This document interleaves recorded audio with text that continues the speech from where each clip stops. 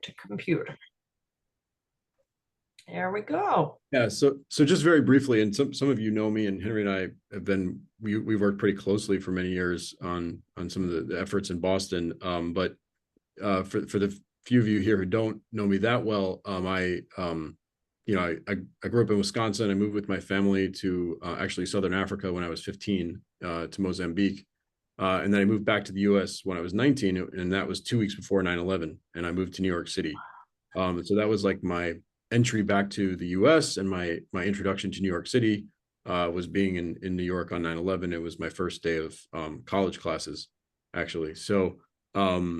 And so it's been a big part of my adulthood, basically. It's been my whole adulthood. I was very anti-war. I was very politically active in those early years after 9/11, going to anti-war rallies, the Iraq War and everything. And I was, in the back of my mind, had questions about 9/11, and kind of just eventually, after like a year or two, just kind of moved to assuming that they let it happen on purpose, without having studied it much. That was just kind of my viewpoint. And then, 2006, I started reading and all the stuff that was coming out at that point from Stephen Jones and Kevin Ryan and Loose Change and David Ray Griffin and all the rest. So I've been active since then. New York City Coalition for Accountability Now, NYC Can. Some of you have been around for a long time will remember that. The first ballot initiative in New York City, that kind of came to fruition in 2009. And we didn't get on the ballot. So I had a big role in that.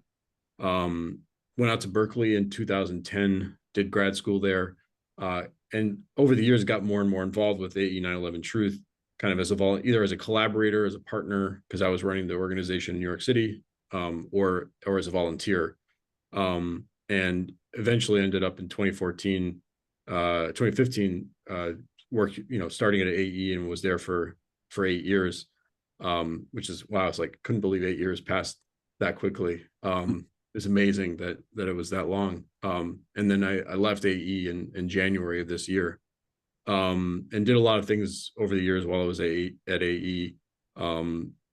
Wrote Beyond Misinformation back in 2015, this sort of summary of all the best evidence related to the World Trade Center, and a number of other projects that I won't run through in a whole lot of detail. When I left AE in January, I was, I had been involved. I had worked here and there with James Gorley at the International Center for 9/11 Studies, and I knew that Graham McQueen was on the board, and I'd been collaborating with Graham for a long time, prior to early this year, and I knew that James had the 501c3 status, and I agreed with the mission of the organization and the work that they did, particularly organizing the Toronto hearings, and also with the recent passing of David Ray Griffin, and knowing that Graham McQueen was going to pass away soon.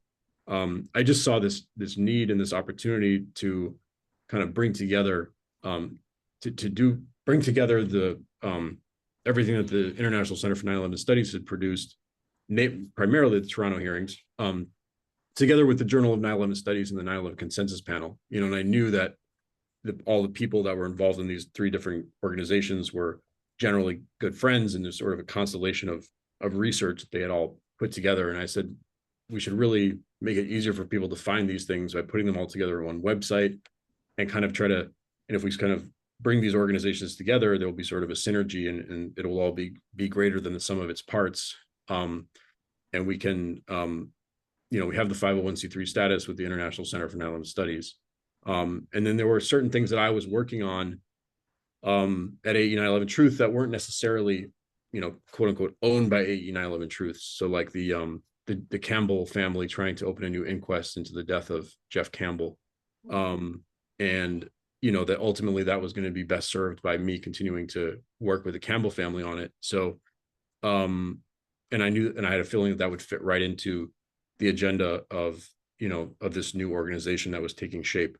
I had also started working on that film, Peace War 9/11, prior to leaving AE 9/11 Truth. I had interviewed Graham last October, a year ago. So there was just all these things that were on the burners, on the front burner, that I was working on that seemed to fit right in with everything else that this organization was bringing to the table.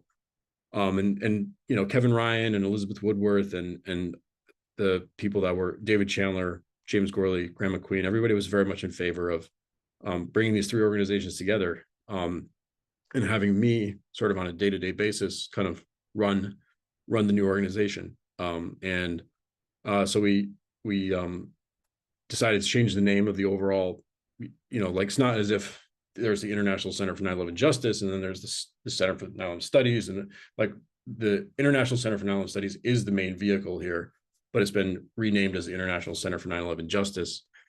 And that reflects not just a, like a cool name change, but actually more of a orientation towards not only doing research and education, but also action-oriented activities. And so like one thing that falls into that is the Campbell family's effort to open the new inquest, which is sort of a legal initiative. But other types of action as well, whether that means like, street activism or, there's many things can fall under action, but we knew that we wanted to be more than just sort of researchers and scholars doing research and publishing research. And that a lot of effort needed to go, a lot of focus needed to go into education, raising awareness, and a lot of focus should be on action and getting, trying to move the needle through other strategies besides the research.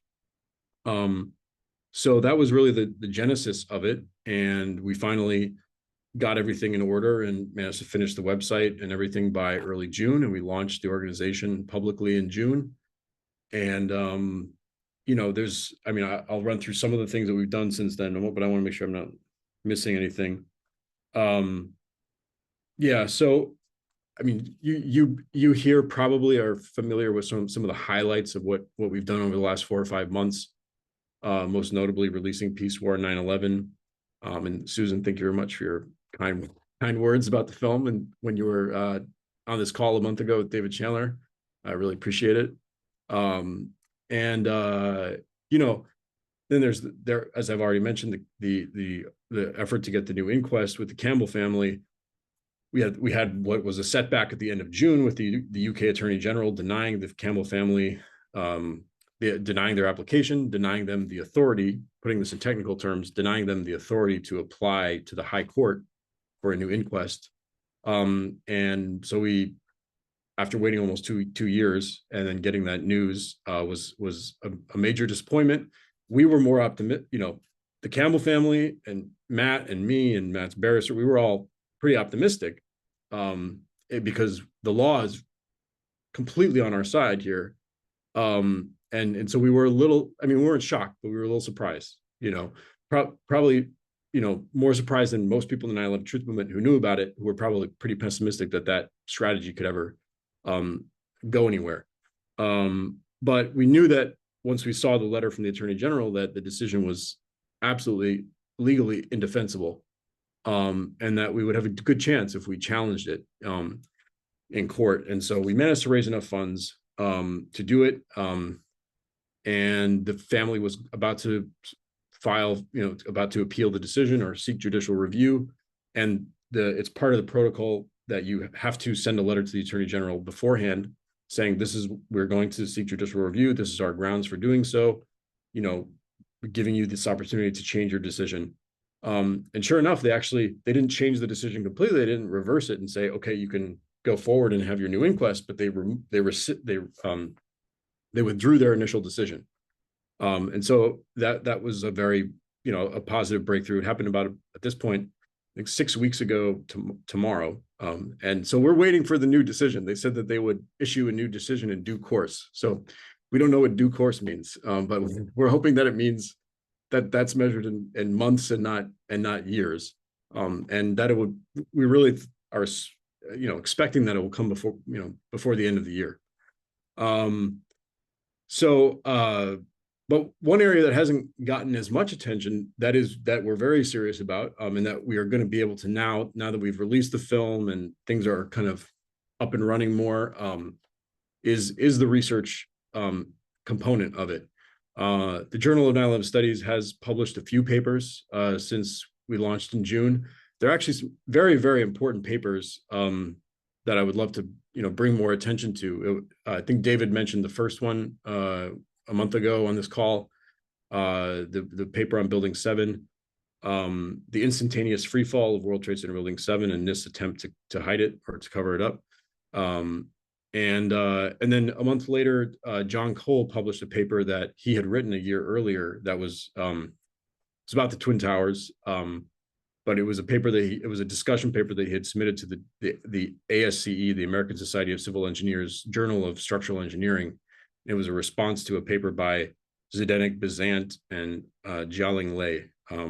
So people that are more interested in the technical side that have been in this issue for a long time will know who Zdenek Bezant is.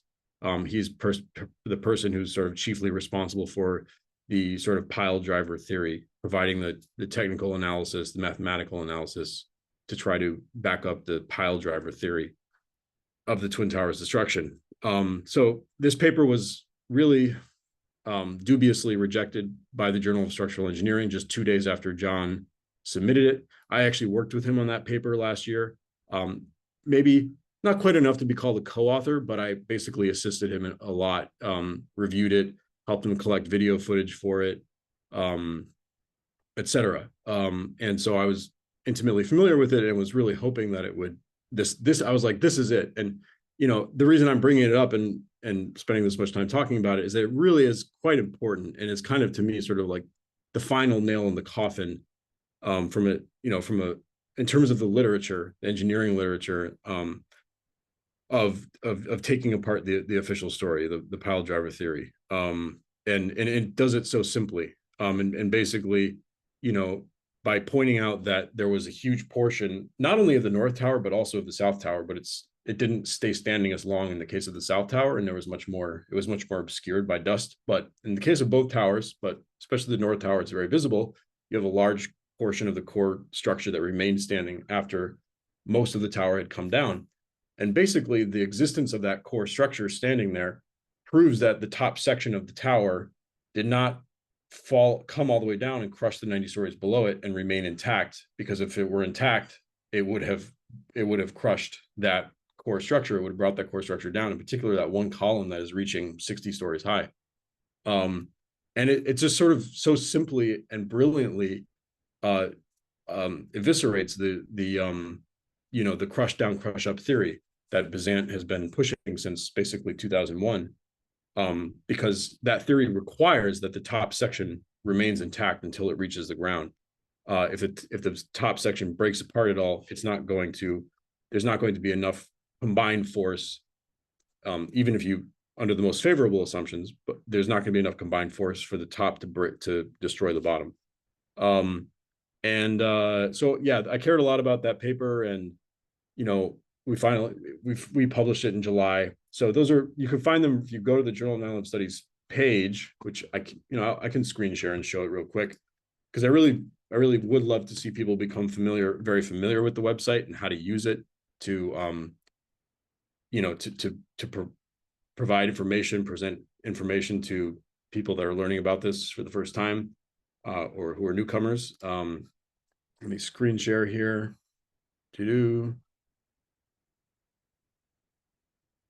All right, so that's the Journal of 9/11 Studies. That's the home of the Journal of 9/11 Studies on the IC 911 site. And if you scroll, you've got these three different sections, or two main sections: articles and letters.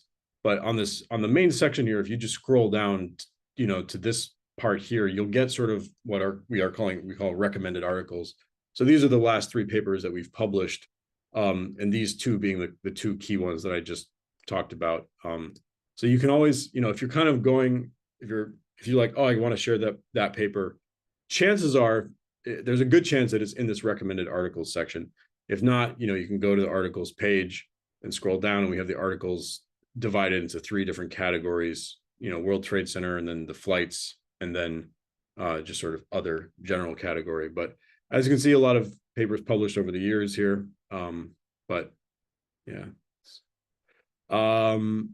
So, but the main thing I want to emphasize is that we're really just getting started. And we're just getting started in many ways, but and we are just getting started in terms of the education and the films that we want to make. And I'll say a little bit about what we want to do film wise going forward. But am I still sharing, or am I done sharing? I'm done sharing. Okay. Done, Cherry. Yeah. Okay. So, yeah, but I really want to emphasize to everybody out there, especially people like Lawrence, that, we are very interested in publishing research that people are producing throughout the movement. And obviously not as many people are doing research these days as in past years, but there's still a lot of people out there that are doing research, that are, and putting it out in different ways, whether it's on their own website or whatever. And we would love to have the journal, both the Journal of Nylon Studies and the Debated Topics Forum, just be a venue where people will want to have their research published, because hopefully more people will see it, and then we can get more dialogue going. The Debated Topics Forum is explicitly oriented towards that, towards taking on being a venue for issues that have been more controversial in the movement to be discussed. And so there's a very low, there's very minimal peer review. There's not really peer review. It's just moderated. And David Chandler, we sent out an announcement about this last week, that the Debated Topics Forum just published this new paper by David Chandler and Wayne Costi on the Pentagon, and the damage to the Pentagon wall, and their argument that it's consistent with a large plane. And so we're hoping that people will read it and respond to it. And there's bound to be people that will disagree with that analysis, and we would love to see their arguments in writing, and published in the forum. So yeah, and we hope that more and more people will see it as a place to submit research findings, and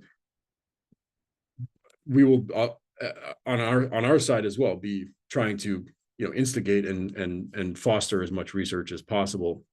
One area that we are more, and I think I've said this, and I think others have said this, is like we think that there's a lot more to be learned about the aviation aspects of the events, and we're particularly interested in further development, further evidentiary support for the hypothesis of that the planes were remotely controlled, and bringing forth that evidence more. And we think, especially because the hijacker narrative is still so prominent and discussed in both the mainstream media and even the independent media. The revelations earlier this year around the two San Diego alleged hijackers, having CIA connections or being recruited by the CIA, that, we think that further discoveries around the aviation and in our view, and I think this is shared by everybody at the organization, that these 19 or these four pilots and 19 hijackers could not have hijacked the planes and could not have flown them, would fit into the ongoing public discourse around that's still going on around 9/11. So we do have a paper or two under review right now that are in that category, and we hope to see more published in that. So yeah, I really want to, and I think because obviously another way that we've been making real progress, the most visible way besides the film is with the interviews that we've managed to get over the past 4 or 5 months. And obviously a lot of focus is going into that because we do know a lot already. A lot is very well established. And so we're trying to, we have limited resources, but we're doing our best to put, sort of an appropriate amount of focus in each area between getting the word out but also producing new research. And I think that the research is very much the bread and butter, of all the folks that are on the board of the organization that started these 3 organizations, 12, 15 plus years ago. And I think that ultimately we can move the needle by producing, groundbreaking, hopefully, I like to use the word game-changing research. I think there's still much more to be discovered, even though so much is already known.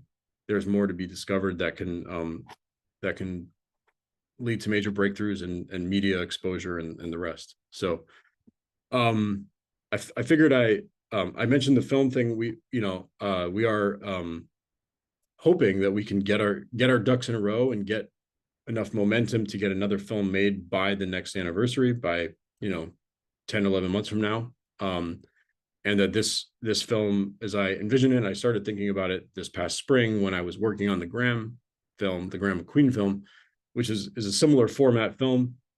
interviewing Kevin Ryan and having Kevin Ryan go into, essentially do a film version of Another 19.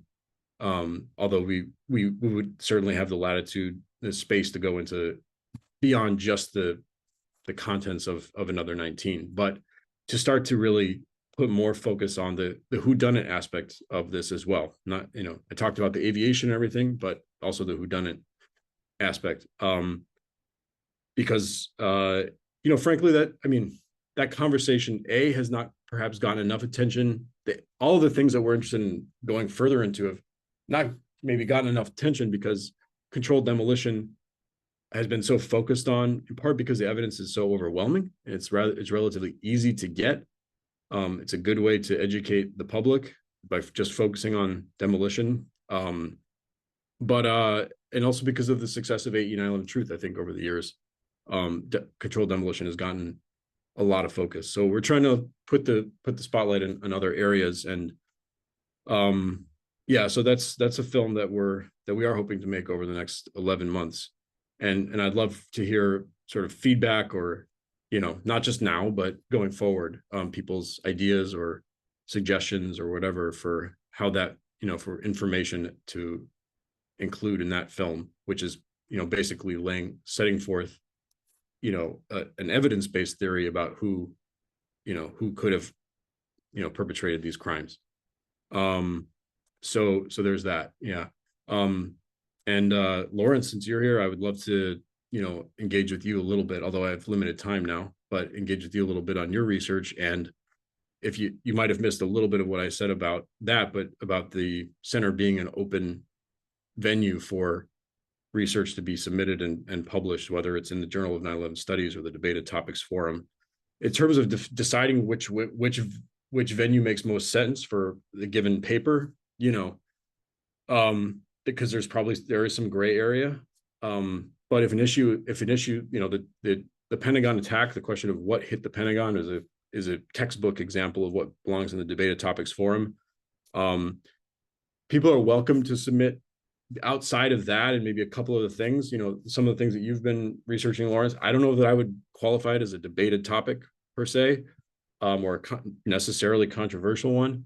And so part of it comes down to, like, would you rather have it in the Journal of 9/11 Studies, where it would be peer reviewed by 2 reviewers, go through that process, or would you rather have it go in somewhere where there's minimal review, and it's more likely that somebody would submit a paper in response to your paper.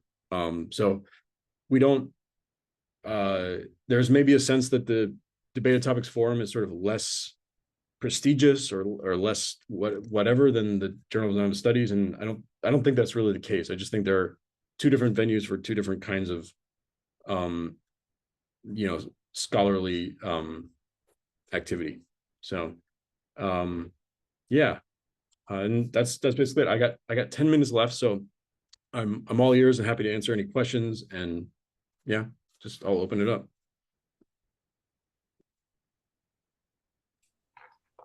Lorenzo, me. Sorry. Yeah. Since it's your birthday. Happy birthday, Lawrence. Thank you. It's been. I was saying, you don't look 79. You look like 70. You look great. I'm actually only 63.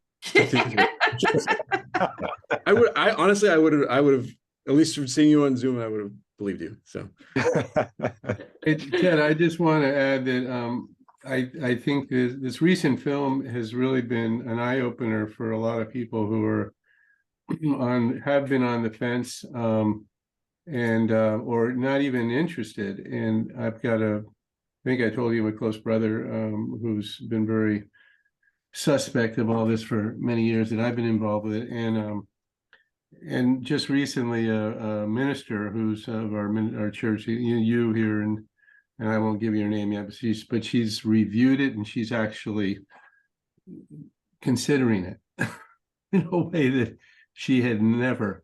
And I've been sort of not on her, but sharing this for probably a couple of years now. So anyway, I just wanted to say that. And I mean, it's extremely well produced. Yeah. Just cinematography alone was excellent. Yeah. Yeah. Well, thank you very much. I'm really glad to hear that, Henry, that it's opening up people's minds who are on the fence. And I have to, in terms of the quality of it, the cinematographer was amazing, the editor was amazing, the composer was amazing. I'm like 10% responsible for kind of how beautiful the film is and how effective it is. So, there was a lot of tremendous artists contributed to it. So It's I was good to lucky I found them. So Henry, good to see you. You too, Lawrence. It's been a while. Yeah, it has. We're aging. Still here. Getting younger. We're getting younger. Uh, Live well, die young. I mean, Ted, just to follow up on kind of also on what you and I chatted about maybe a month ago in terms of, and Al and I chatted last week and, in terms of finding engineering groups and trying to do some coordinated effort. I mean, I'm more than happy to ring the bell of the AIA again, but probably only if and when we can get a group of engineers who are open and interested, and perhaps through the PAPA efforts that you guys started last year with Richard. And I mean, I think there's a new leadership there, as I mentioned, and I'm open to reaching out to them. It's been 5 years since we had our, battle with it. well, there's also the educational Yeah. institutions. Yeah. Yeah, that we want to reach out to. So finding a way that, many groups can join in on an effort, whether it's a screening of the film or a conversation afterwards, or, if it had to be a virtual event, it could always be that too. But so that's it. I won't say anything else. Regarding the film, Al, did anyone contact the West Newton Cinema? Not as yet, no. And we got to do that. Yeah, either Watertown or West Newton Cinema, I don't know which. Yeah, or both. Or both, yeah, exactly. Why not both? So I got a question for Ted. Yeah. Okay, Hi, go Ted. ahead, We got Miles. a Hi, lot of. Ted. My name's Miles. I'm up in Miles. Canada. So I appreciate the international aspect of your organization and the excellent Graham McQueen documentary. I got to wave the Canadian flag and appreciate that. But just quickly, are you on LinkedIn? Can we connect on LinkedIn? yeah, I'm on LinkedIn. Because I'm posting open letters. I've been writing open letters to our head of state here in Canada and chiefs of Treaty 7, the Indigenous First Nations chiefs, because I'm making connections with Truth and Reconciliation, the initiative that we have here in Canada. And it all connects. So I really would like to connect with you on LinkedIn. I'll look you up and you can read my letters as you may. Okay, My awesome. open letters. Thank you. Thank you. Yeah, and the center also has the LinkedIn page too. So although it's not as active as our other pages, but you can follow that. I'll try to do a better job about posting on LinkedIn. But yeah. So I'll keep an eye out for your message, Ralph. So Ted, I had a couple of comments. One, I'm glad you mentioned the idea of who did it. And I don't know what the another 19 covers, but from a geopolitical standpoint, actually naming names, and I can think of several in the State Department currently that are serious suspects in my mind. And I'd love to see somebody delve into that whole subject matter. Because they're still running our policy worldwide, and it's the same group that was part of the Project for the New American Century. And that's an important topic that really gets attention when you're out on the street, and everybody wants to know, well, who did it? And Yeah. that's the first thing out of their mouth. So I'd love to have an arsenal of information that I could hit back with. So Yeah. I was happy to hear you say that you were going to be looking into that in the future. Yeah. The other comment, Craig McGee, I know, is I don't know if he's persona non grata or in his own mind, or whether he has reached out to you in the journal for the 9/11 studies. But I remember that conference call we were on and over the Pentagon, and it seemed like there was some real friction there. But I don't know if you've heard from him since. No, I haven't heard from him. I understand that he wrote an article that was very critical of Richard for supporting the center or something along those lines. Who's this? Who wrote it? Craig Oh, McKee. Craig, yes, right, okay. So right now, if Craig wants to, David Chandler's paper is there sitting on the debated topics forum. So the door is open for Craig or anyone else who disagrees with David Chandler and Wayne Costi to and can comment specifically on the question of the damage to the wall of the Pentagon. The door is open for them to criticize. It's not peer reviewed, so it just has to avoid ad hominem attacks basically, and provide references to the sources, and it can be published. So I hope that Craig would see this as an opportunity to engage in real discussion and to be able to criticize David Chandler's work. I hope he does if he wants to. If not, that's fine too. Good enough.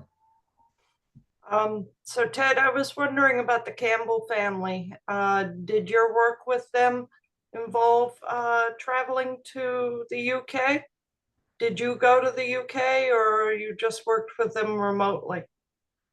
Mostly working with them remotely. I was fortunate enough to be in Europe, and I spent I was in Ireland for much of the summer at my sister-in-law's house, my wife's sister. Nice. And I made a weekend trip to London and I saw Matt, and I saw Matt's brother-in-law, who was the editor for the film Peace War 9/11. And we saw another friend. So there's this cool synergy between the inquest stuff and the film. And so we were able to talk about both things at the same time. We sat down and watched the film. Matt has another friend who was, it's an amazing sort of connection of coincidences, but there's a friend, his name is Peter Touche. There's no reason to hide it. Who actually had to go through a process to get a new inquest into the death of his wife. Sort of medical malpractice about 20 years ago. And he's been very supportive of Matt because Matt's going through the same process. Peter Touche also happens to be a film producer, and has connections to distribution companies and stuff like this. So we sat down with Peter at his place and we watched the film and talked about the inquest and da-da-da. So anyway, short story is I did see Matt and Matt's brother-in-law, the editor, in London this summer, but for a brief weekend. But for the last 3 years, I've been working with Matt on the inquest, mostly remotely.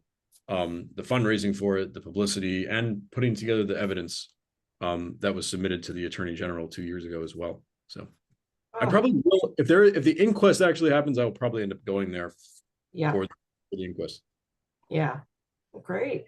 He speaks very well. But I have to mention the hair.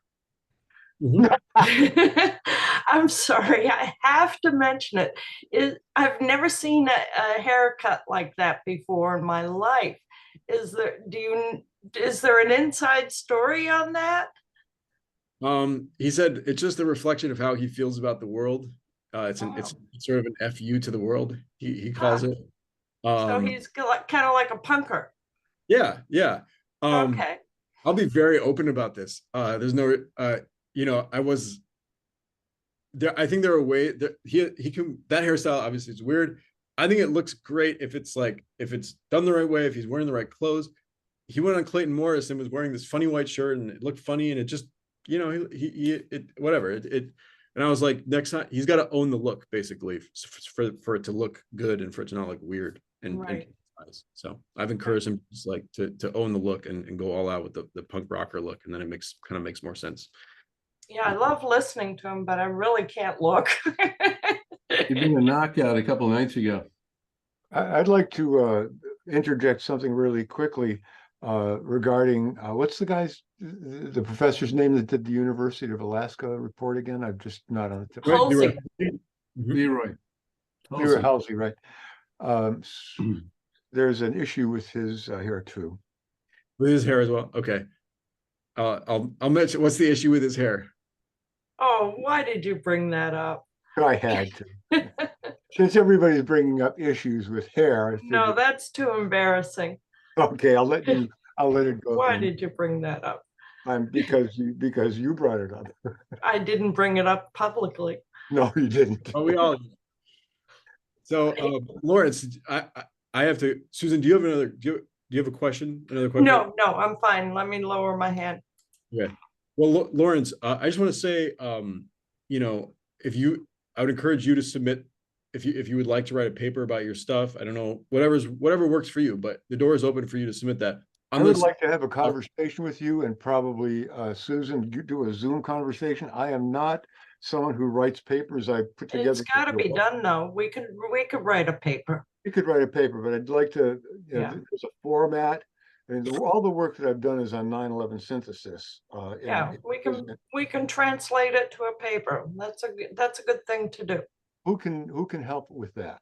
I can help you with that. Well, AI can help you with that. all right, well, Ted knows generally what the format is, and I've never done a white paper before. Mhm. So, You I could need- look at, I need to understand what the format is, I've seen them, but I don't know how to handle mine because it's fairly succinct and it shouldn't take much. It should take maybe a paragraph or a couple of paragraphs. And I know that most of the stuff out there is a lot longer than that. So, what is it that, We just flesh out everything that you've got. That's let's- all. Put it into paragraphs, that's all. yeah, Okay. Lawrence, I'm happy to talk to you and Susan and, about how to do, what it should look like. All right, then can we do a Zoom call and I can Yeah. present 9/11 synthesis, the website, and we can look at the details that I've Yeah. focused on? Then Sure. Susan, you can set that up. And I'd like I don't have your email address in my address book, so Well, obviously I've got it. Ted could just share it by telling me right now if he wants, or Yeah, sure. It's, I mean, we'll just, I'll get it if you just write it to info@ic911.org. info@9. Okay. Yeah. Lawrence, I would give you my personal IC911 address, but since this is gonna be recorded and put on YouTube and stuff, I got you. So I've got that somewhere. It's not in my address book, but I click on it on the on your website. So And you know Susan. Yes. I talk with her every day. Yes. We'll figure out something. Yeah. I do gotta sign off now, but also actually, if I start talking about it, we'll end up talking for another 5 minutes at least. But I'm pretty familiar with the seismic evidence, Lawrence. And if you look at the last paper, the paper that David Chandler and I published back in June, we look at the seismic stuff related to Building 7. Did you read that? Did you? Yes. Yeah. Okay. I mean, I believe that the first seismic signal probably was generated about a second or two probably before the East Penthouse came down. I believe that that Richard's analysis or Andre Rousseau's analysis placed it about maybe 10 to 12 seconds before that. No, I don't think so. So we can discuss that too, but I'm pretty sure that his analysis, yeah, I mean, I'm not sure that he got specifically into the timing, but It's really important to know that. it's important to know. Well, okay. I mean, I haven't read his paper in a couple of years, but I read it a lot like 3 years ago when I was working on the request for correction. What about Richards? Have you watched? I've seen Richard's video before, yeah. And I mean, I think where there's more confusion I think where there's where it's much more complicated, where there's more gray area is on the timing with the towers. The timing with Building 7 is pretty straightforward. And I think Rousseau, I think I'm on the same page as Rousseau that the first seismic signal corresponded to the East Penthouse going down about a second or two before that. And the second seismic signal, which he doesn't quite qualify as a full seismic signal, but NIST says it's two separate signals. There are two separate events. That's correct. Yeah, that the second one is just before the whole thing goes down. Right. And they're about 8 to 10 seconds apart, which is exactly the timing between the penthouse and the whole thing. So Yeah, I would love to clarify some of this stuff with you. So on the Zoom call that we schedule, I will give you my analysis of that. And watching Richard's presentation of the seismic, the timing, especially very important, of the seismic events for the for building 7 for WTC 7, the two events are very, very tightly correlated.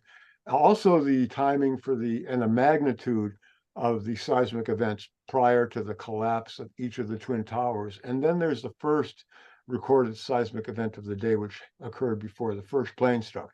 So there are 3 distinct collections, actually 1, 2, 3, 4 distinct seismic events that are very telling. Yep. Yeah, let's talk about it. So, all right. Sounds interesting. Yeah, great. Well, thank you so much for joining us, Ted. I wish we had a bigger crowd for you, but it's unrecorded and it's going to go out to 285 people. So, Awesome. yeah. All right. Thank Thank you you. very much. Thank you very much And for having. thank you for everything you're doing. Fabulous. My pleasure, Okay. and really nice to talk to you. Thank All you, right. Ted. Thank you. Thank you All all. right. Have a great night. Bye-bye. Good night. Okay, don't everybody leave. No, we're sticking around for a while. We have an agenda. Yeah, a lot to cover. I don't know if we can get any half of it in, but I might have another 20 minutes or so, Susan. I've got to go somewhere myself, but I'll hang in there for a bit. Good, thank you. It's good to see you again. I'll repeat that, Henry. It's been at least a couple of years since we've contacted. It's good to be with you all. And I'm glad Ted could make it tonight. And I've been watching these other ones that you've been recording, Susan, so thank you for keeping me on the mailing list. so Susan, are you on is she on the phone? He's on the phone. Oh, okay. Sorry, I- I've got Chris Gruner trying to join us on the phone, so Oh. I'm gonna go on mute and talk him through this. Okay, do you want to put the screen share on for the agenda items, Sue?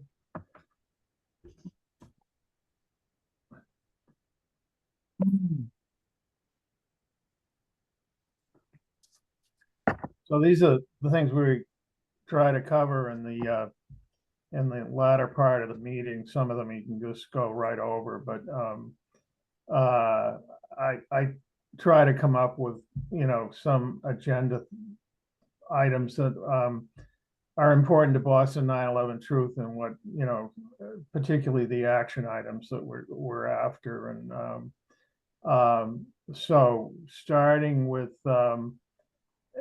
everybody's take on what's going on in the Middle East and the conflict and how, whether the 9/11 Truth movement, I hate to say it, could benefit from the what's going on in the way of being involved with an anti-war aspect to it.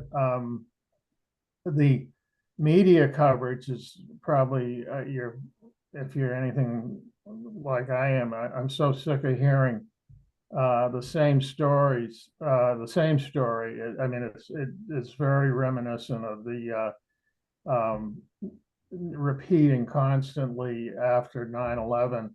The major media coverage is I mean, they're definitely trying to sell you, and it feels very similar.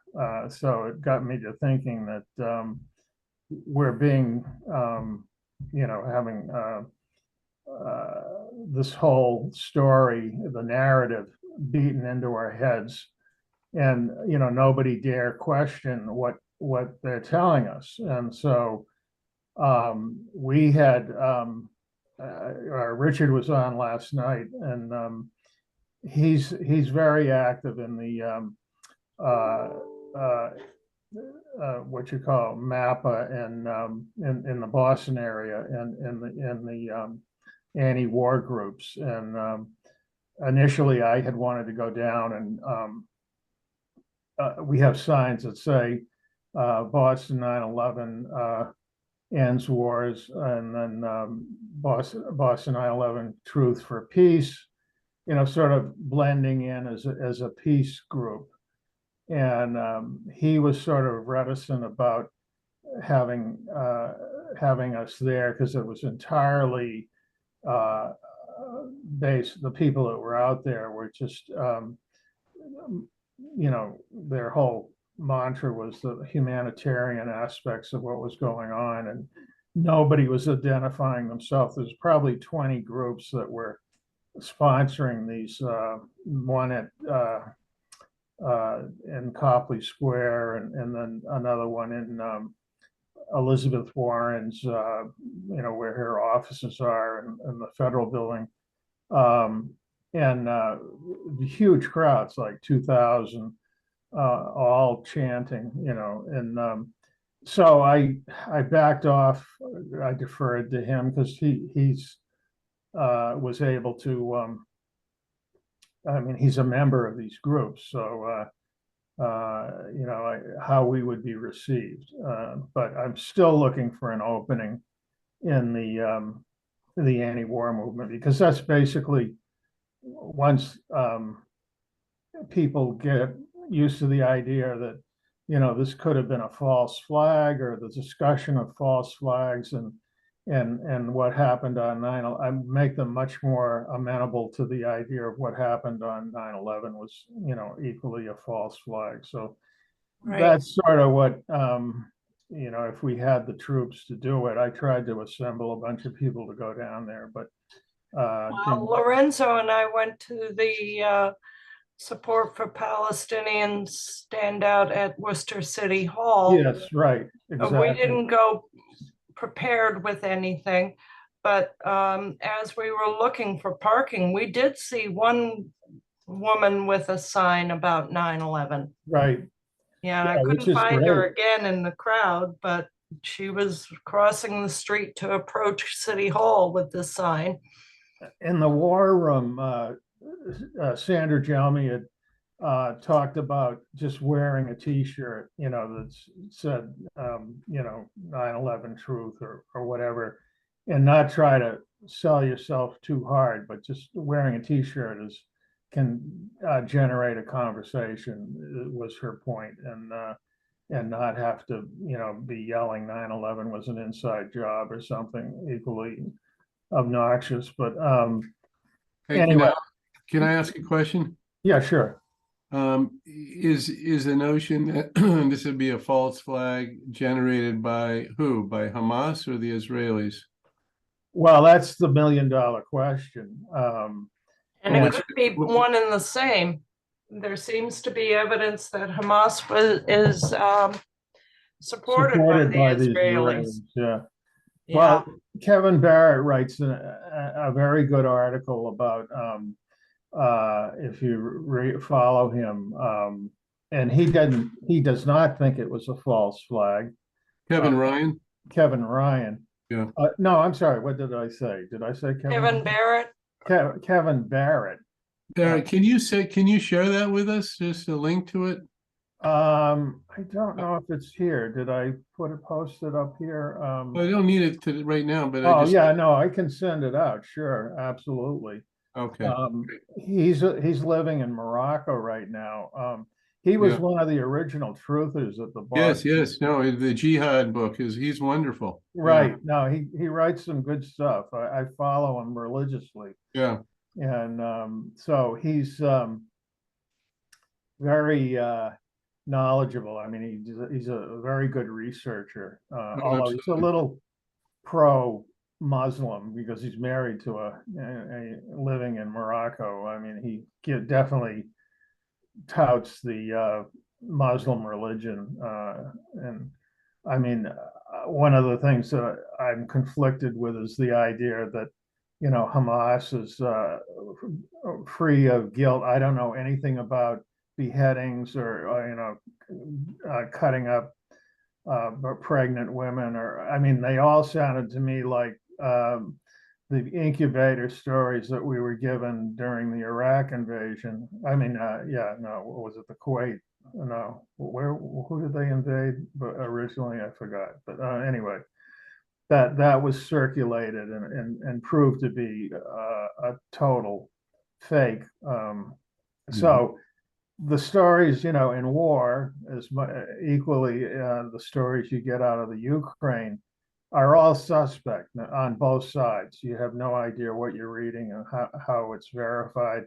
I follow Scott Ritter, who I also admire greatly, his research and his take on the Middle East.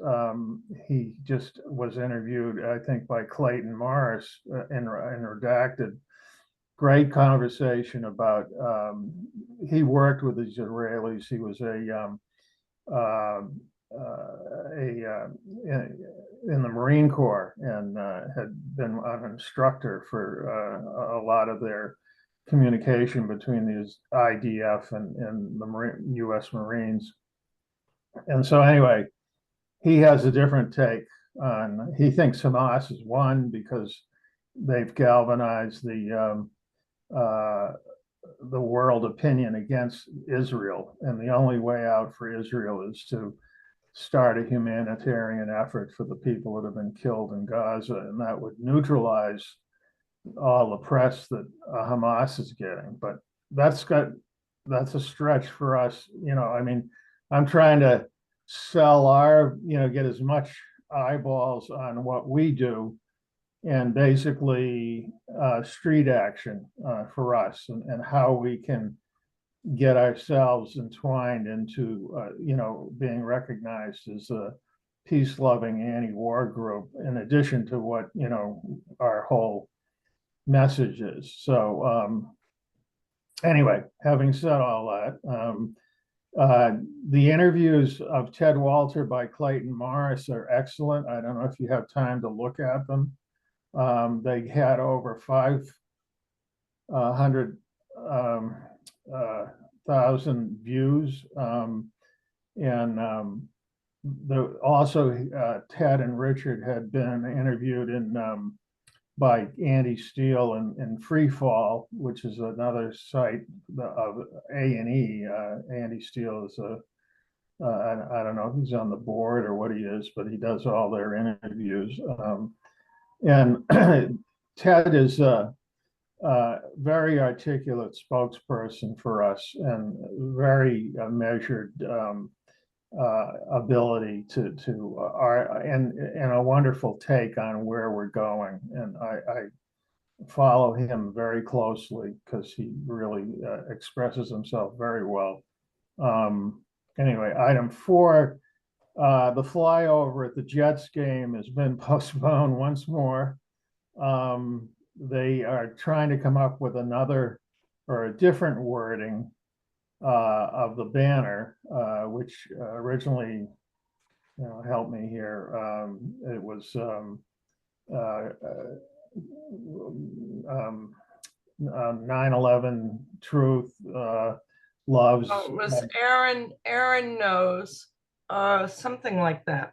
Yeah, Aaron knows, 9/11 truth, or anyway, because of his having come out and spoken in favor of the 9/11 truth movement, he's a supporter on some level, and it would be a great way. I mean, we all decided and donated money to have the aerial banner fly over MetLife Stadium. And the next game, I think, coming up is right around Thanksgiving. So they're still trying to do that. They've been rained out a couple of times, and the weather was not cooperating when they were trying to fly over the stadium.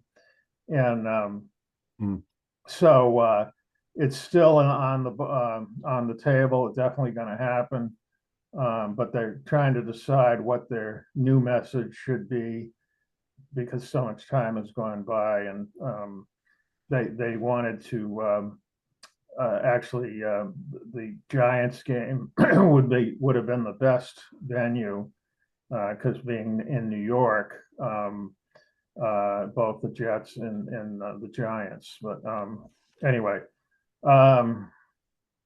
So I covered the insightful article by Kevin Barrett, why he thinks the massacres of the Israelis by Hamas was not a false flag by Mossad.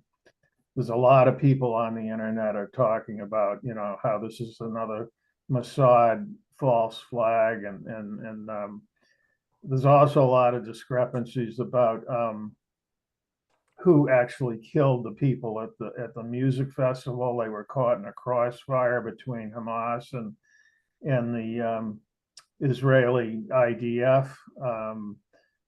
There's a lot we don't know. So, I mean, it's all, sort of listening on the internet to what is always suspect. It's worth bringing up again, Richard Gage's work in progress on the parallels between That's right. 9/11 That was and last night. Gaza. Yep. Yeah, definitely the false flag, the stand downs. He covered all the similarities between Yeah. 9/11 and the Hamas and Israel. And Right. he's very much on board with the idea that it was a false flag. And I think somebody was questioning why Kevin Barrett could possibly be on the side of that it wasn't. But you have to listen to Kevin Barrett because he makes a case for that. And Richard, I'm sorry, was Richard does this is this part of his blog that he does, or? Richard Gage. Yeah, Richard Gage will put it on his blog, but it's not up yet. We got a sneak peek last night on Craig McKee's thing, and he said it's about 40% done. So it's not ready for prime time yet. Craig okay. McGee's that discussion last night was recorded, so I don't know where to find it, but somehow you can get it. If you contact either Cheryl or Craig McKee, Cheryl, I keep forgetting her last name. Curtis. Curtis. I Right. don't know why I keep wanting to call her Cheryl Anderson. I don't know who Cheryl Anderson is. It's Cheryl Curtis. Okay. If you contact either one of them, they have the recording. Right. And it's well worth listening to, I might add. Yeah, and their forum is Truth and Shadows. Right. I think that's right. Something like that. Yeah. So anyway, we skipped a week in our Boston 9/11 meetings, but we're going to cover Barbara Honecker's appearance on our bi-weekly meeting and the talk she gave on the Pentagon and behind the smoke curtain. And it was very interesting. I still am, sitting on the fence about what happened there. But that's recorded on our website. Correct, Susan? Yes, Yeah. it is, but it's a monster to download because it was 3 hours. Yeah, it went on way too long, and we didn't put parameters on how long she could talk. Boy, can she talk. So it was the Barbara show. Yeah. By the way, we're still recording. Do we want to still record? Sure, why not? Okay. We might as well all go to prison together. So anyway, yeah, I mean, there's a lot to cover there. And I'm trying to remember where I remember when Chris Berger was sort of questioning her analysis, or I don't know, somebody took her to task, but I can't remember who. Chris Berger. It was Chris Berger, right? Yeah, okay. Right. So he put it to her, I mean, nobody minced around in terms of what she was saying. So it's an interesting conversation, and to give her her also due, was very challenging with David Chandler too. Right. And to give her her due, I mean, she's a very articulate person and obviously has done a lot of research. And if you go into, the arguments for and against, as I say, I am still questioning on both sides. So anyway, what are you doing here? Jane? Hey, Sue, can you hear me? Yeah, I'm sorry. Say again. We lost the agenda items. What is this? you're Oh, doing? I'm sorry. I was responding to Jane. Jane Clark wanted to let me stop share and start share again. I forgot it was being shared and you were seeing my typing. Hey, Yeah. Chris, I apologize. Oh, Go back up. gotta go back up. Come on, go back up. There we go. Yeah, Sorry. okay. So moving right along, Richard Gage, in his recap of his RV speaking tour, and combining the COVID story with 9/11, he went out to Oregon and the Pacific Coast. I don't know which cities he was at, Bend, Oregon, maybe. I'm not sure, but he had very good success, combining the similarities again between, 9/11 and the rollout of the whole COVID. Again, I have issues with conflating for the our movement with COVID, but others don't, and I think it's important.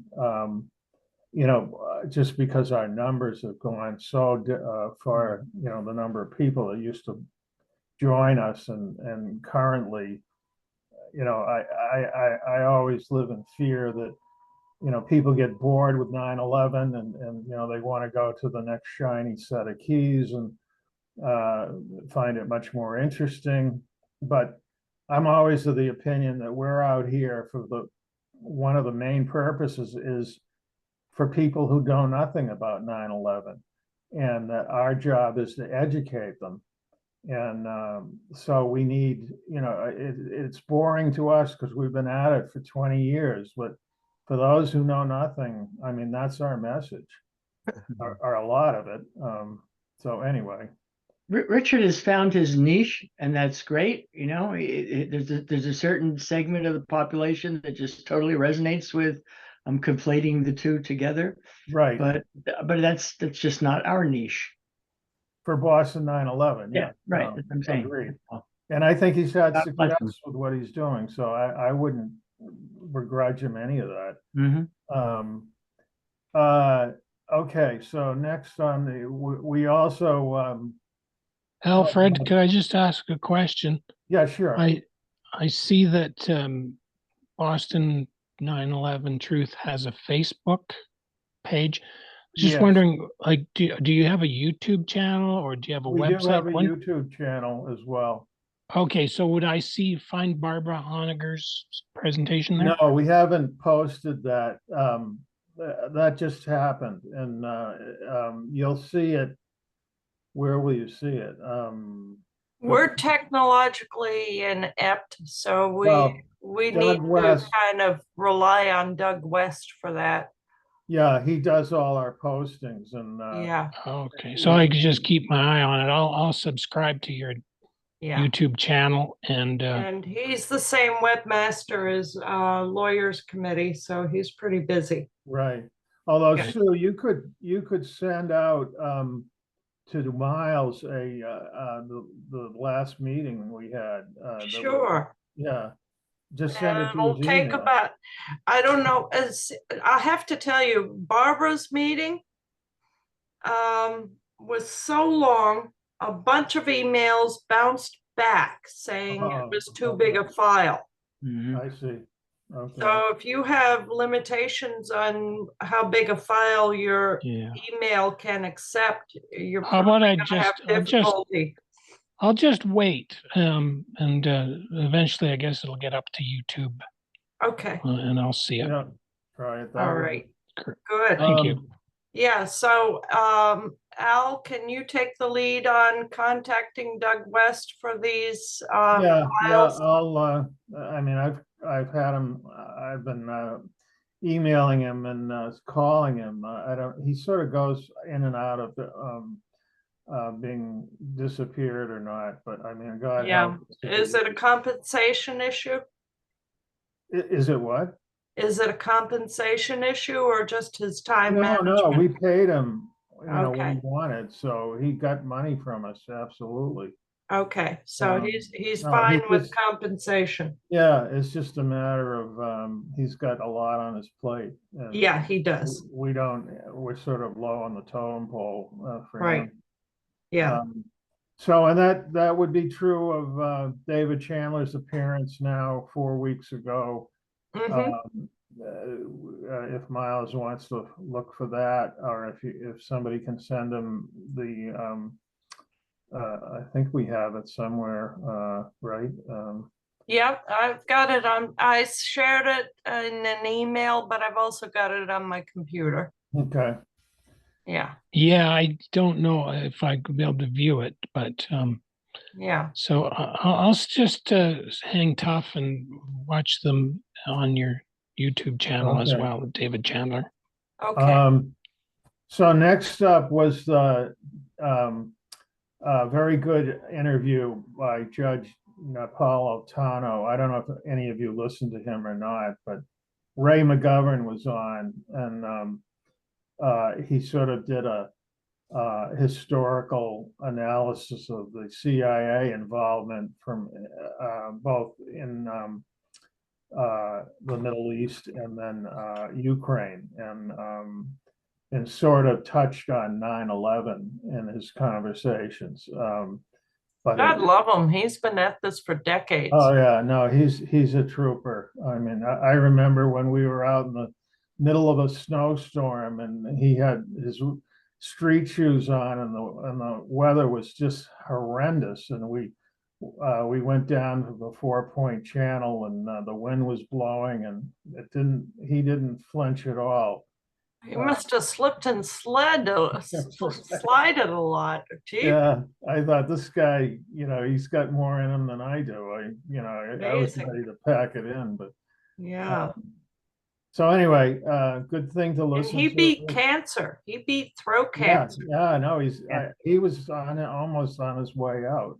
Yeah, that was like 12 years ago or something. Well, I thought it was even more recent than that, Yeah. but no, God love him. He doesn't back down from anybody. Right.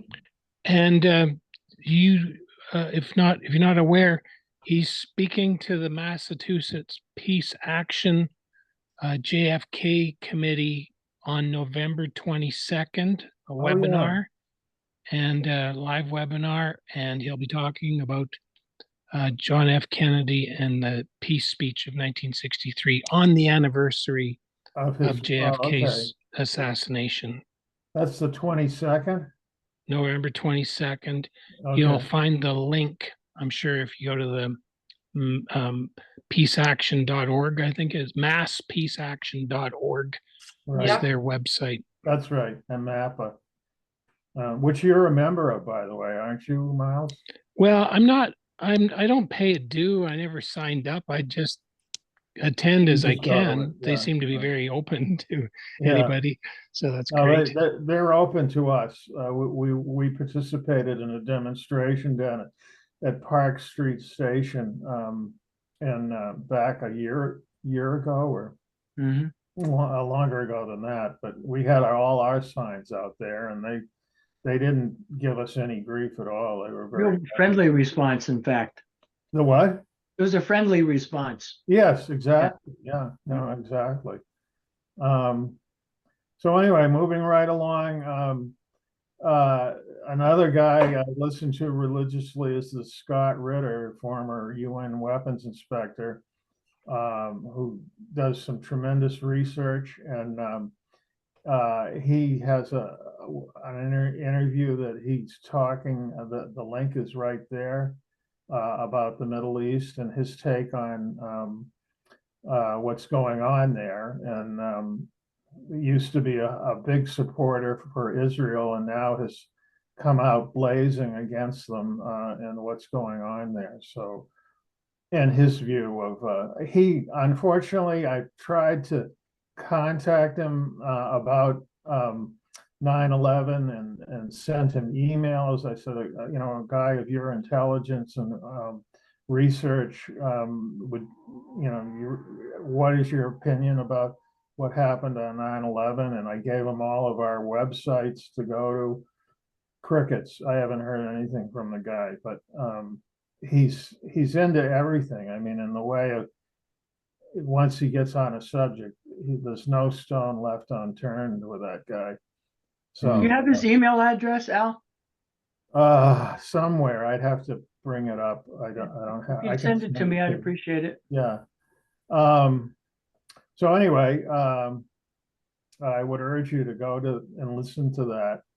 It's very educational, very interesting. Is that with Cyrus Jansen? Sorry? Cyrus Jansen, did you say? No, Scott Ritter, we're talking about? Yeah, with Cyrus Jansen. There's a. Oh, yes, that's right. Yeah, you got it. Yeah, That's it. it's a 45-minute, YouTube. Yeah. Okay, There thank you. go.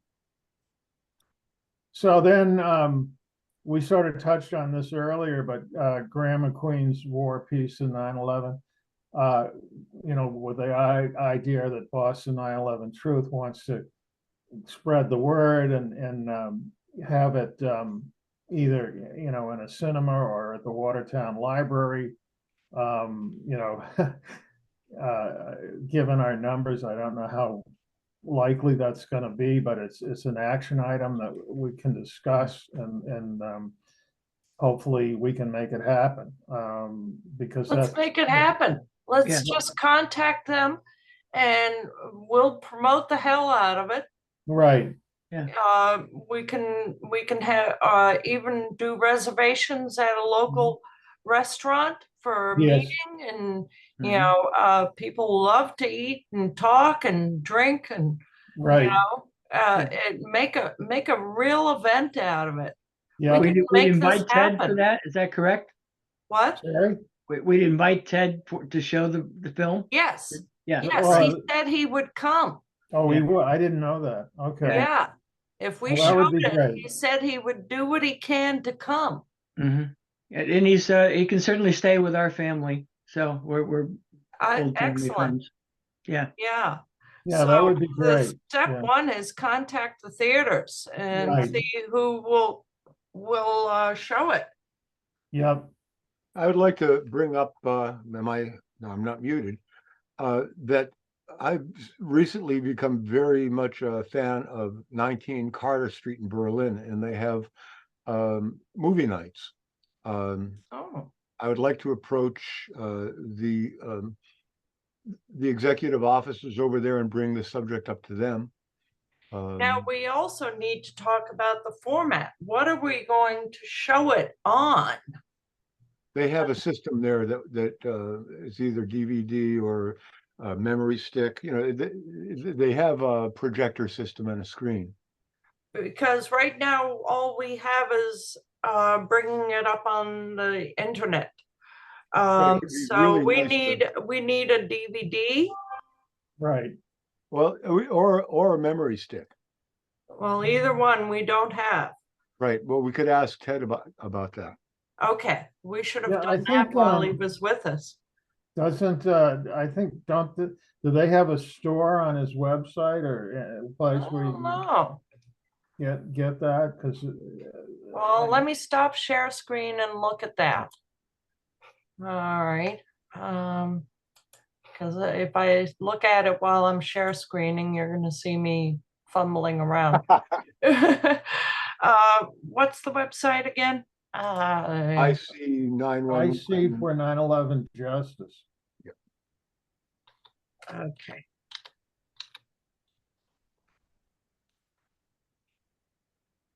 (9-11) or just 911 or what? 911. 911, I think. No hyphens. .org? Yeah, I believe it is. Probably, yeah. Let me look it up too. I think I have a link. Nope, not .org. Didn't come up. Can you Google it? I'm gonna do it right now. Okay. So while you're doing that, moving along to Chris Joyous, recent revelations. He was on, where were we listening to him? Wasn't he on the War Room? And he came up with you were there, Sue, weren't you? Do you remember? He had a breakthrough of some kind, and I can't for the life of me remember what it was. I'm sorry, I was multitasking. Start over again. Chris Joya Yeah. in the War Room this past Sunday had a revelation of some kind, and I can't remember what it was. Me neither. I didn't think it was a revelation, just his coming out and speaking again. Yeah, no, he's become more vocal, that's for sure. But Yeah. no, there was something about somebody in the fire, whether it was another fireman that has stepped forward or he said it was a big breakthrough. Oh, And I have to go back and listen to the War Room to get, I didn't have time before this meeting oh, to do that. The thing is done. Sorry? The bags have a weird smell. You might want to wash them. oh, somebody is talking about something else. Yeah, sorry, let me mute myself. Okay. Oh, okay. Yeah. Oh, here it is. Yep. Who's sharing screen? That's great. I am, Susan. Do you want me to stop? Okay. No, see if you can, if there's anything about purchasing the film. Okay, that would be under, not donate, but resources. Films and videos, documentaries, short videos, presentations, and interviews. What would this be under? Should I just check documentaries first? Take a look at donate and see if that brings you to an offer. See, Okay. donate down under the title here. Okay. No, up above. No. All right, so we have to contact Ted Walter to see if he can get us either a stick or a DVD. Yeah, I can't imagine he wouldn't have it. Yeah, IC911.org. yeah. I guess it's Redacted Presents, so maybe Redacted is the, Yeah, but I don't know if Outfit that a has to do- theater can project a website. You see what I mean? Sort out that- We need a format to present to a theater. We want it in the theater on a big Yeah. screen. I just wonder if you go to the Redacted website, maybe they sell it at Redacted Presents website, Huh? since I think it's their documentary, isn't it? No, it isn't. No. Oh, it's not? It's the International Center for 9/11 Justice. It's Ted I would- Walters. I would get what Maybe. Ted wants to share. It's Ted's creation. Yeah, and he said he would come out for a public viewing of it. Yeah, he's. So that's our next step. Well, if you want to come out for a public viewing, you got to give us a format we can share on a big screen. Right. Okay. Right. All right, so now we're going somewhere. Yeah, there doesn't seem to be a way to purchase this. Yeah, well. Need we- it I don't either think on a it's- DVD or a stick is my guess. just- I don't think we'll- a theater can share a website. We'll talk to Ted and. Yeah. And I'm not concerned that he's not gonna give us a Yeah. DVD. Yeah, Obviously, he wants to promote it, so, yeah, it's a done deal. Don't worry about it. Well, yeah. some acceptable format. Would we do this as a benefit for his organization? Absolutely. Absolutely, yeah. Right. He's willing to come out, no question about it. And we're not trying to make money off of this thing, so. Oh, God, no. Mm-hmm. Yeah. Although um, bringing that up, we have two subscribers for our PayPal. Anytime you want to support Boston 9/11 Truth, we won't turn your money away. Right, yeah. Money, money, money. Don't hesitate. Yeah. So, unfortunately, I apologize about not being able to articulate what Chris Joy had revealed, but I know it had to do with something inside the fire prevention, some fireman that was up in the chain of command or something Well, around.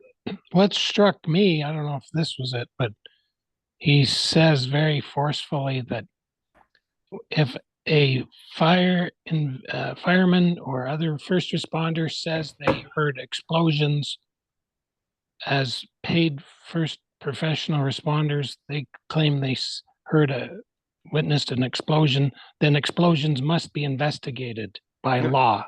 Absolutely. Well, That's what- maybe Right. that was it, yeah, because he seemed to think that this was a big deal, and This is And just as strong as the National Fire Protection Association involvement, at least as strong an involvement or an association. yeah. And when you got Graham McQueen's research and all those, the documentary 9/11 War and Peace is all about professional first responders claiming they've heard explosions, and Yeah. yet they completely illegally Ignoring it, yeah. obfuscated, ignored it, willful negligence. A number of people felt the earth shake moments before the collapse of each of the towers and before the collapse of building number 7. And there was a major event prior to the strike of the first plane that was recorded seismically, which is still a bit of a mystery. Well, you don't The other have to. two, you can pretty well say this occurred just prior to the, okay, Susan, go ahead. Anyway, you don't have to convince us. So anyway, the last bit of discussion, I can't remember who was on the call even last night, anybody here. But that is the Zoom meeting that we attended, Craig McGee. I think if you're able to copy that site, you could get on, because it was recorded. And, Well, the site, that's just the Zoom link that I have there. oh, that's just the And I'm Zoom link. sorry I even shared that because a Okay. lot of people missed this call tonight because they were trying to join our call tonight by clicking on that Zoom Oh, link. geez. That is the only Yeah, link so I down there. really screwed up. I apologize to Yeah. those who are not able to join us. That's I too went to bad. that link. I went to that link first. Can you Yeah. hear?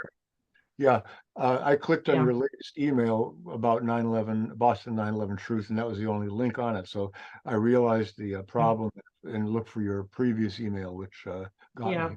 I screwed up. Sorry, guys. Sorry. Well, you With all guys you do- with all figured you it do- out, but those who didn't join us couldn't figure it out. And that's why I was multitasking. Oh, okay. Yeah, because people were responding saying, I clicked on a link and couldn't join. I was like, oh my God, I know what I okay, did yeah. now. I totally screwed up. I made Just think of people- all the things you've done right, Susan. Yeah, exactly. Well, That's not no this week. comparison. Nothing right this week. It's been a disaster this week.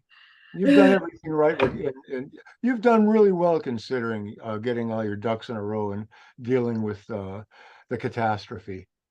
Yeah, my home catastrophe. Right, your own 9/11. Yeah. I mean, really, my dining room kind of looks like the destruction of the towers right And now. That insurance guy says, "How do you make a flood?" Not everybody's looking at It was a bright, sunny, warm day when this happened. So instead you of know the what they fire say. arsonists for collecting insurances, how do you make a flood? I remember listening to a joke my father. Well, Susan knows how to make a flood now. It To happened, right. collect insurance money. Oh Yeah, dear. Well, we just wondering- digress. I'm wondering, is Finally, there now um, time for new business? By any chance? Sorry? Yes, new business. Well, new business, I'd just like to, I don't, correct me if I heard Jimmy Dore talking about General Wesley Clark's Oh, interview yes. 10 days after 9/11 saying, Yeah. oh, was that on the War Room? Did we talk about that at the War Room, or did I see it Been- just I think recently? we Probably saw it around a on, number on of times. YouTube is where I saw it. Yeah. Okay, Came through as an email to me, but I subscribe to Jimmy Dore, so. yeah, so do I. So but anyway, the bottom line is that is really powerful that Jimmy Dore gave a program of his to that letter and or the General Wesley Clark interview Right, by right. Democracy Now, because he says, right there that 10 days after 9/11, this is when this guy, another general or someone high in authority, comes in and says, oh, we're going to invade 7 countries in 5 years. Now, this is important because tomorrow morning, the leader of Hezbollah is going to be making a statement. And it's as though we are now on the eve of invading a couple of those countries, the West invading, for whatever reasons they can come up with, Lebanon and Iran. Right. And so we, just stay tuned, because tomorrow is going to be a big day. Because if this leader of Hezbollah says, I'm declaring war on Israel, then all hell can break loose very quickly. But I guess in summary, I would just say that we need these invasions of these 7 countries in, well, it wasn't 5 years, it's now 20 some years. It's all connected to 9/11, and he says 9/11 at the very outset. So it's all linking up, at least circumstantially. Well, you only have to You look at make our, me think of another issue that's coming up next week. Elections. Who the hell can we vote for? You can vote for me. Yeah, well, you're not running. I- And you I have a wouldn't serve handicap. if you were elected anyway. I have a disability. I can't run. Yeah. so why don't we finish up and then we can open it up? Okay, I thought we were on the last item. Well, the last item was Richard Krushnick's appearance on Craig McGee. Oh, I thought we were done with that. Sorry, go ahead. Well, no, I urge people to, I mean, it was brilliant what he had talked about, and he had unbelievable amount of information in that appearance, and definitely anybody here that wants to hear about Richard and all the things that he's into, it's a must listen, I think. Where do we find it again? The recording? Again, that's going to be It's on Truth and Shadows. Truth Oh, and well, I Shadows. don't know if they've published it yet, but they Yeah. recorded last night's meeting, so it will be published. I think Truth and that you Shadows have, I YouTube? think that you had the link for it in the bottom of the message. No, that was the link to join the meeting. That was a Zoom link. Oh, okay. Yeah. So just going forward, the last bit of agenda is where do we go from here? We've already talked about the movie as part of an action item. The other thing they've been talking about, well, in the war room, is trying to enlist the way A&E has been trying to enlist engineering students, and we've never done much about that.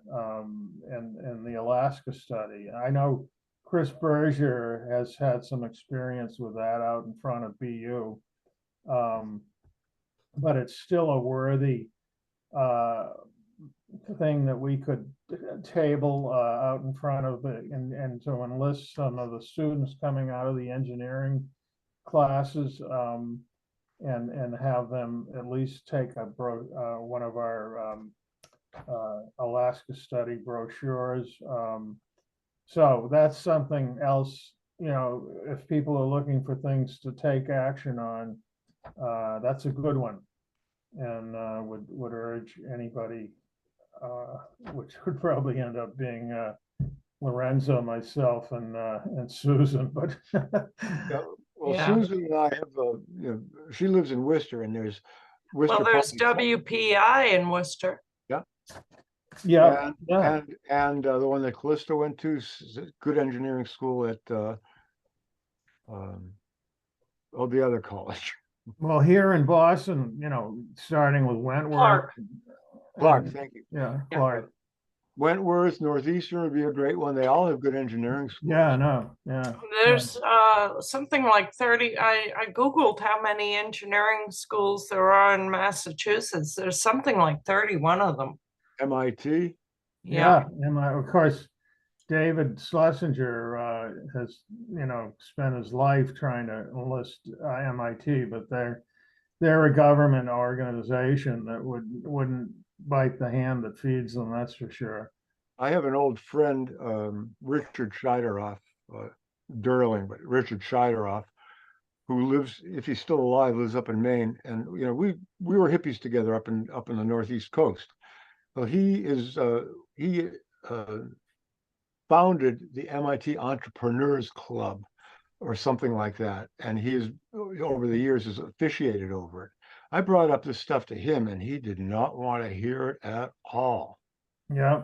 I No. believe that, part of it might, who knows exactly why, I can't really get into why, but he's involved with an engineering school that's very much into the military industrial complex too. Right. And Just look who's supporting them. yeah, it's a real difficult, it's a difficult wall to knock on. Yeah, the ticket is getting Never wanted to somebody, hear it again. He did not want to hear anything about it. you gotta get somebody within the administration, everybody is tenured or in a position of instructor or adjunct faculty. Nobody's going to risk their job over it, even, it's just the reality, so. You gotta find somebody in administration. I'm afraid leafleting schools is really not I don't know, to my mind, it's sort of a, futile. It's a way to get to the grassroots though, Henry, to the people. I mean, I've I'm not approached on a the couple of web, young people. Well, anyway. I've approached a couple of young people recently, with, links to all of the good, the accepted stuff like A&E and IC. There are some people that are becoming very receptive to it. Again, it's a difficult subject. I was actually approached by a firefighter at the Hudson Fire Station. The last, when we went to this last memorial event, and he said he recognized me because he's on Facebook, and he was very encouraging, but he also said, I'm familiar with your work, keep up the good work. But he also said, this is a subject that nobody wants to engage in. Yeah. Nobody. People, the fire chief rejected any possibility of having a conversation with me. And I confronted him, and he, don't want to talk about it. I mean, it's a waste. Crosses the street to get away from you. Crosses the street to get away from me. I mean, I think what you said earlier, Al, about trying, this opportunity that might be here now with unfolding events in the Middle East. If there's one way to get people's attention is that if it, it's exposed on an international level, and then, then there may be an opening. So I think it is a good time to reach out to people, but I think you've got to direct to people who will listen or you make a relationship with. And as I mentioned before, I think that this latest movie that Ted's created is a real ticket in. And if it can get it to people, it will soften them up. And I'm going to try the head of the school where I went to architecture school here in Boston Architectural College. And I could even try Wentworth and going over there with that movie. Because the key to that movie is it's full of heart. Yeah. And it really is just so full of heart. Who could object to it? It's like your grandmother telling you something. And the fact that Graham was teaching and he was working with kids. Professional educator, exactly. Yeah, he was a loving soul, and that comes across. You know, not this angry activism, combative stuff, which people just want to flee from. Right. His brokenheartedness for the world radiates through in the film. Good Yeah, to see you, Chris. it was Yeah. brilliant, brilliant. The best cinematography for 9/11 I've seen yet. And it was, I'll report Yeah. back. mostly his face. No, It brought tears to my eyes. the lighting, the Oh, yeah. film angles, everything. The editing was Yeah. brilliantly done. Absolutely. no argument. Professional top to bottom.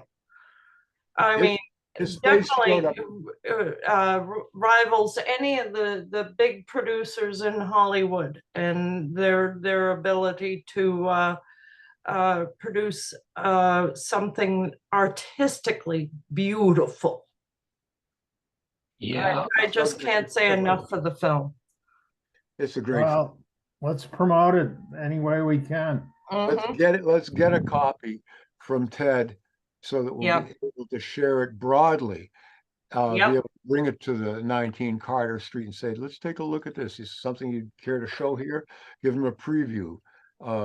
Get, you know, get the media so that we can share it. I mean, get it tomorrow, get it tonight. Well, 19 Carter, we don't have to wait on that because they could share a website, right? I think so, but it has to show up on a website, the whole film. And I don't Yeah, know the whole film does show up on websites, Please but share I that think with a me. big screen, they'll need a stick or a DVD. No, sure they can Ted- show it. sure They can Ted- do anything we can on the computer here. They, you know, any media, including playing a website, is a possibility, just like we share screen. They can put up the image that's on their screen and put it on, you know, that's on their computer and project it onto a screen. That's not a problem. You're sure about that? Can you check sure. that out, Al, when you call West Newton and Watertown? What am I asking them? What format do they need? Oh, yeah, okay. What format? Okay. Also ask them if they can play videos like from YouTube or videos on the web. If they have Okay. that they're linked to being able to show any video that they can find. Yeah. Okay. Not just Well, and there are some there's legal questions around public broadcast of any piece of work. So like if you just invite friends, you can play any music, show any movie to your friends. But if you are opening it up to public broadcast, Yeah. and even if you're not selling tickets, even if it's free, there you get into some. It depends who owns the broadcast Ted rights. will allow that, guys. yeah, Ted, yeah. Go Yeah, ahead. If I've Ted got- owns it. I gotta sign off. He 'cause may have to sign something. One at a time here. Henry, you're leaving. I've got to sign off, yeah, but it's I- great to see you all, and I'll try checking in again for another one, and I'll report back on my efforts to reach out to a handful of people with that movie, and Yeah, definitely. Let us know how you make out. Excellent. Thank you. Quick question for Henry. You still involved with Nessie? oh yeah, and I'll send the latest link. I've every year on 9/11, I still have my published piece on the Nessie. In fact, I wrote about the Ted's movie, and I'll pop that over to you, Al and Susan. You can share it with everybody. Good. Wonderful. Thank you. I have to go too, and let me ask, I'm sorry I didn't make it here in time for Ted's talk tonight. Are you gonna put, Al, are you gonna put Ted's talk this evening on our website? Is there a way I can access what We have to rely on Doug West to do things on our website. I see. But Sue, aren't you able to just send an email? I can send an email and it will be tomorrow morning. Okay. That'd be fantastic. I'd really appreciate it. Yeah. Okay. Okay, thanks. Good to see you all. Good to see you all. You too. Bye-bye. Thank Henry, you. Great seeing you Thank again. you. See you. All right. Namaste. Namaste.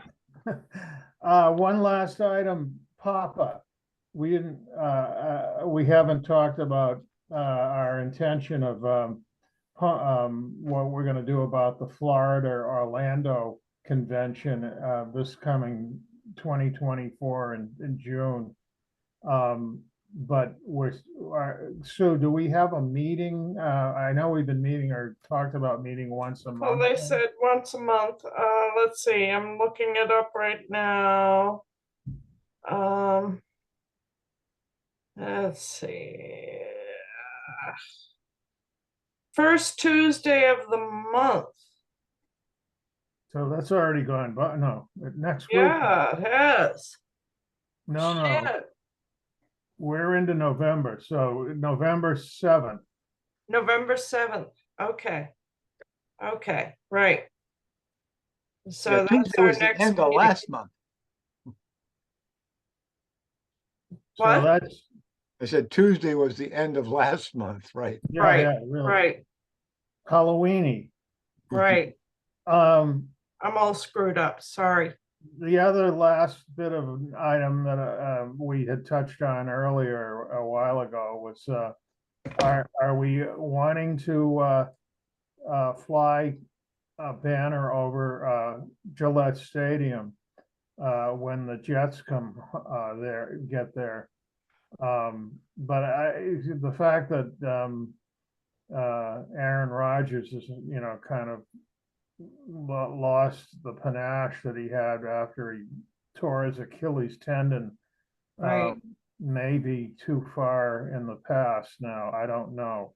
I'm afraid so, and also our limited resources Well, we don't have the monetarily. money, yeah. Yeah, I mean, what does our bank account have? Like $400, something like If that? that, yeah, if that. Yeah. And it's what, $1,200 to fly a banner? Yep. I don't know if we can muster up enough money to do so, and how effective will it be considering Aaron Rodgers' status? Well, considering how the Patriots are doing too, Yeah, people are Are you leaving. guys talking about sports of some kind? Yeah, yeah. Oh, okay. It's the revolution. Mm. That's the yeah. only piece of the sports I pay attention to. Right. The football, I mean, not the football, but the soccer. No, it's football. Football. In this country, it's football. In overseas, soccer is football. You don't know about Aaron Rodgers, Lorenzo? Yeah, I've heard. Oh, yeah, okay. I've been paying attention to the war room calls, and he plays football or something. Yeah, he was the quarterback. Yeah.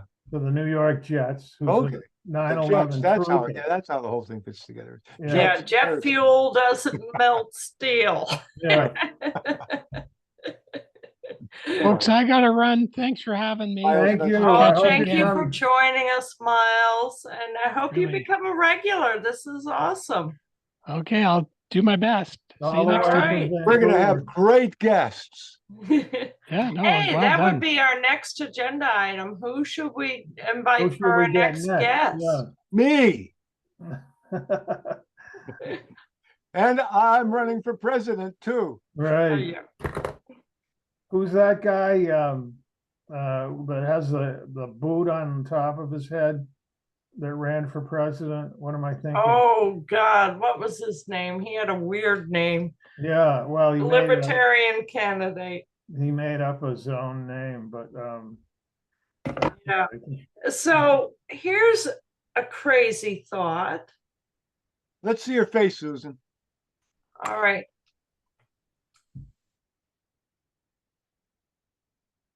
I'm muted instead. I was eating my dinner, so I stopped the video. Dennis Kucinich, since he got fired from RFK, has been posting a bunch of stuff. yeah, Did he get fired? he is that- did. Yes. RFK didn't say so, but the inside skinny is he was fired because Yeah, of their differences on Israel. I thought he quit because of Israel.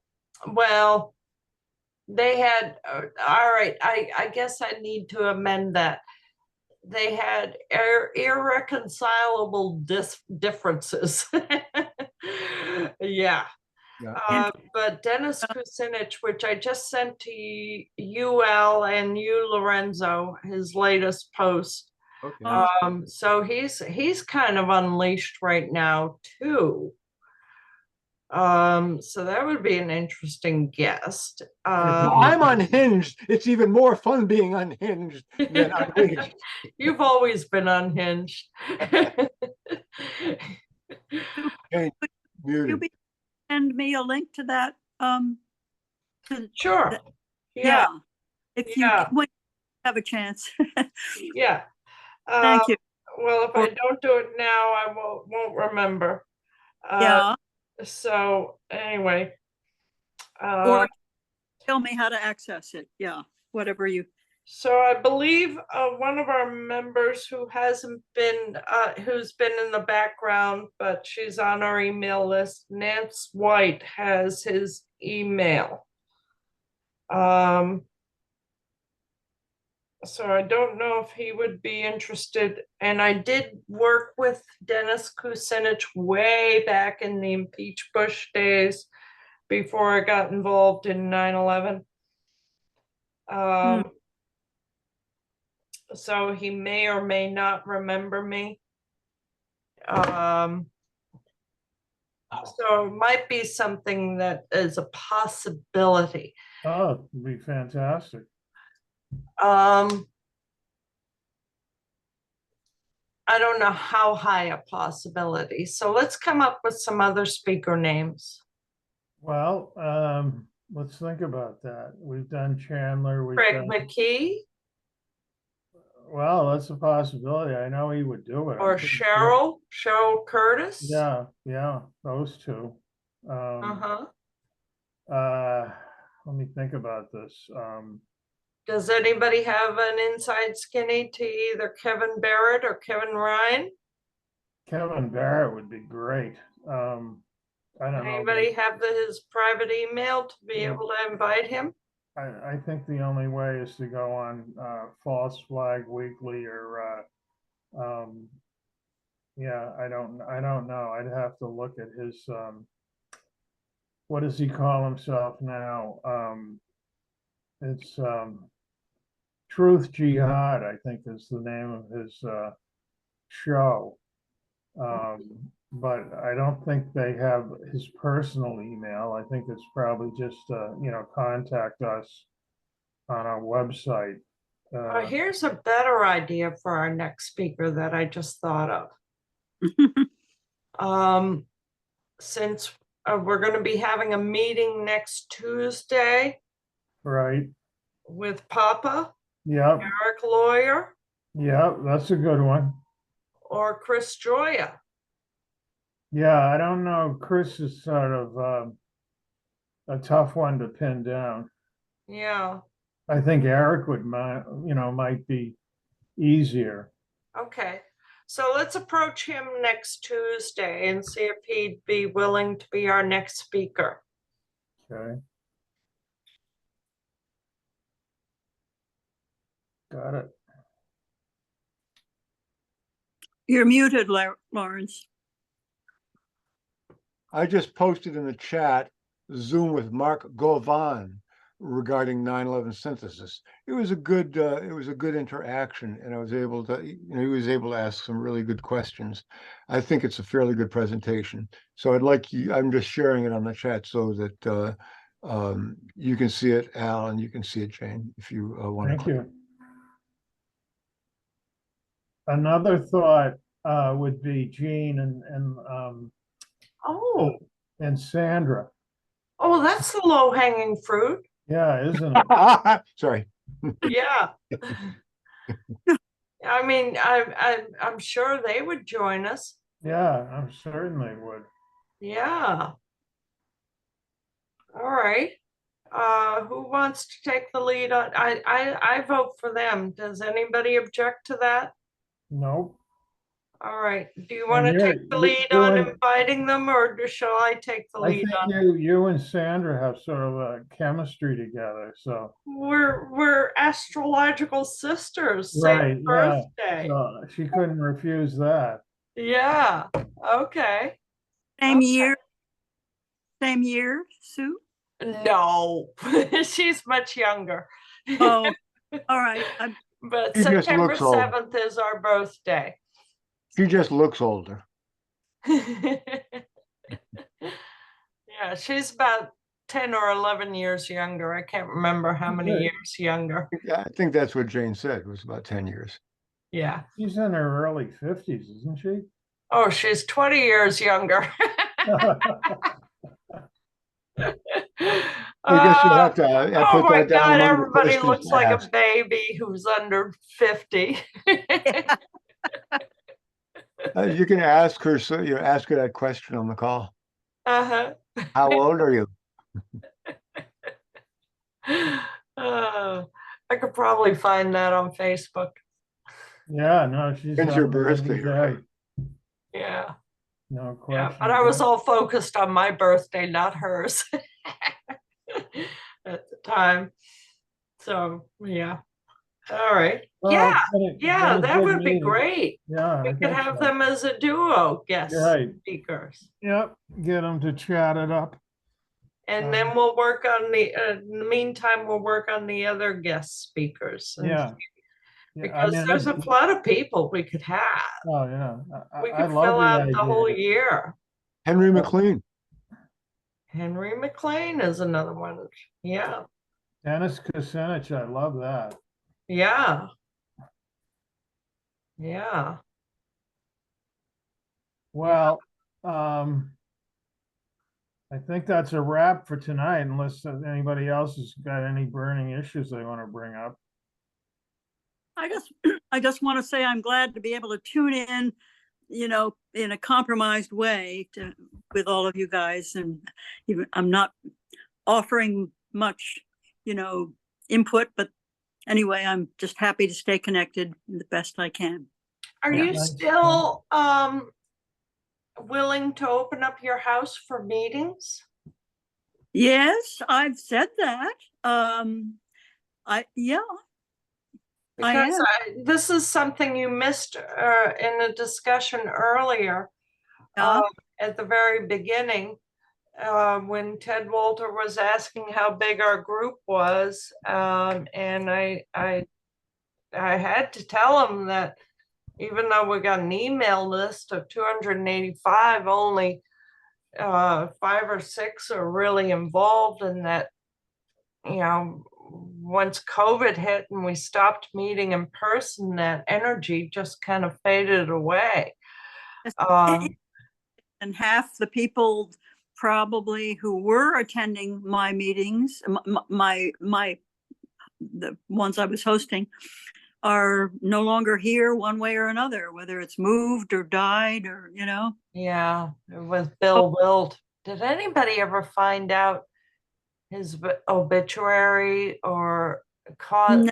actual cause of death or anything? No, It's just awful. I know. It was, It haunts me. yeah. Yeah. Just And- haunts me. Barton Bruce is out in Davis, California now, and I don't know where Hamuk is on all of this. He doesn't show up, does he, much? No. Yeah. Yeah. He did So- show up for was it Barbara Honecker or David Chandler? I can't remember. He did show up on Yeah. one of our meetings. Right, one of them. Yeah. Okay. Yeah. So that was a kind of a nice surprise. He didn't stay for the whole meeting though. He didn't Uh-huh. say anything that I recall. I think. No. Yeah. Really? How Yeah. unlike? Yeah. Yeah. So I don't know if we can revive in-person meetings. I think Chris Berger was interested in that. Mhm. And now maybe Al, I think he was, Al, I don't know about, you were a little hesitant during COVID or shortly after that, but anyway, I'm I'm open. Okay, okay. Yeah. You're doing really well, Jane. Hanging in there. Yeah. Yeah, you look still very in the prime of health. My You feel so? my infirmities are stable. That's probably the best summary I could say.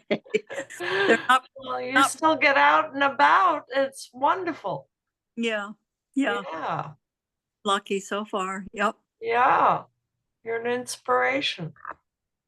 All right. Well, okay. I think that's a wrap. That's a wrap. Oh, thank you for joining us. And I'm sorry I didn't provide the correct links and cause confusion about the latest reminder. But hopefully, I figured that out too. I tried the first one and it kept saying, I don't know. Anyway, whatever. I yeah, really, it was the Truth and Shadows link that Richard Krushnick was on. Oh, Yeah, okay. I didn't realize when I did that would cause confusion. I apologize for that, and it's understandable confusion. My fault. You are So- you are forgiven. Our next meeting, I'm We're forgiven going- for those who were able to join us. For those who were not able to join us, I'm sure I am not forgiven. Yeah, maybe. All our right. next meeting is the 16th. Right, and I'm leaving for California the very next day. Okay, But that's all right. It squeezes in, so I can do that. all right, okay. So, well, between now and then, we got to get a speaker, but let's see how Yeah. that works. Jean and Sandra. Jane and Sandra, yeah. All right, and we'll think about our next speaker in the meantime, because it probably takes a while to line up those big headliner speakers. Right, right. Okay. All right, good. All right. Thank you, everyone. Good Thank night. you. Good night, everyone.